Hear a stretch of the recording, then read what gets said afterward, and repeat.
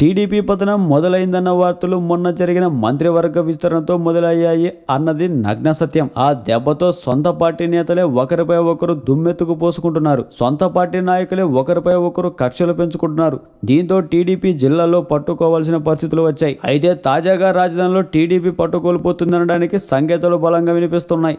రాజధానిలో టీడీపీ తప్ప మరో పార్టీ లేదన్నది వాస్తవం. అందులో వైసీపీ పార్టీని నెగ్గనీయకుండా ఏ చిన్న ఎలక్షన్ వచ్చినా కోట్లు ఖర్చు పెట్టి టీడీపీని గెలిపించుకుంటున్నారు. అయితే తాజాగా ఎన్ని కోట్లు ఖర్చు పెట్టినా ప్రజలు వైసీపీకి మొగ్గు చూపారు. రాజధాని ప్రాంతంలో జరిగిన ఒక ఉప ఎన్నికల్లో అధికార టీడీపీకి ఎదురుగాలి వీచింది. టీడీపీ అభ్యర్థి రాజీనామాతో ఏర్పడిన ఖాళీకి జరిగిన ఉప ఎన్నికల్లో వైసీపీ విజయం సాధించింది.